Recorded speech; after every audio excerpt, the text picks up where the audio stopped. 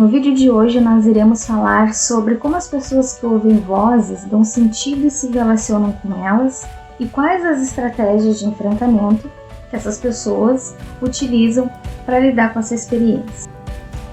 O sentido das vozes pode ser influenciado pelo tipo de conteúdo emitido por elas, que pode ser negativo, positivo, tanto direcionado ao ouvidor como direcionado a uma outra pessoa, como um conteúdo neutro, que pode ser uma voz de chamado, uma música, um assovio.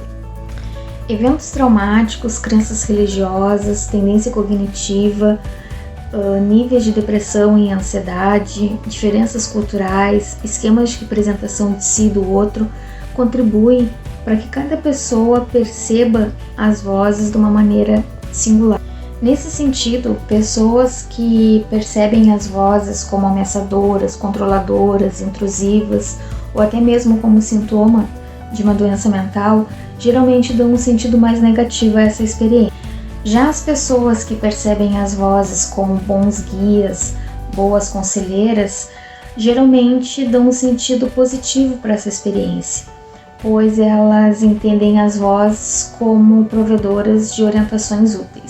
O sentido dado à experiência influencia na forma como ouvidores e ouvidoras se relacionam com suas vozes.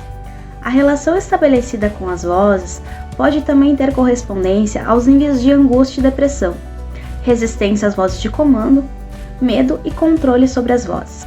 É aqui que está a base do que o Movimento Internacional de Ouvidores de Vozes trabalha, pois para o movimento, ouvir vozes não é um problema, mas a forma como nos relacionamos com elas pode sim ser um problema, principalmente quando não nos relacionamos de uma forma positiva.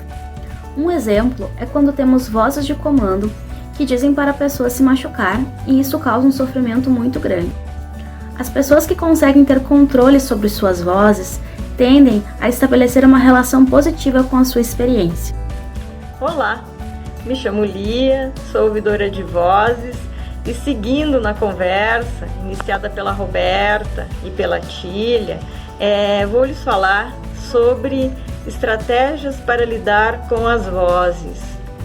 Talvez você esteja pensando que há uma estratégia única, porém lhe digo que há várias, mas que cada pessoa ouvidora vai encontrar e criar as suas.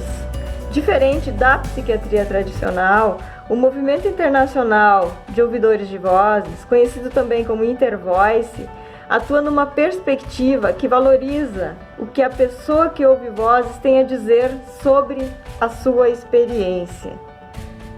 O movimento incentiva, a que se investigue o conteúdo das vozes, o sentido atribuído a elas, quais as estratégias a pessoa que ouve vozes usa para lidar com elas. Há vários estudos científicos realizados com pessoas que ouvem vozes, os quais mostram que conhecer a história de vida dessas pessoas, no caso nós, e o conteúdo de suas vozes são fundamentais para se entender e trabalhar com essa experiência. Então não há uma receita para lidar ou enfrentar as vozes. Há sim algumas pistas, como por exemplo tentar conversar com as vozes, não deixar que elas nos governem, procurar fazer alguns pactos, escrever com e sobre elas, desenhar as vozes ou o que elas dizem, mas isso pode não funcionar para algumas pessoas e sim para outras. Lhes digo isso, pois nos grupos de ouvidores de vozes e no que nós participamos, na perspectiva da auto-mútua ajuda, nós compartilhamos essas e outras estratégias, pois são construídas também coletivamente, em que a experiência individual de uma pessoa pode contribuir com a de outra pessoa e vice-versa.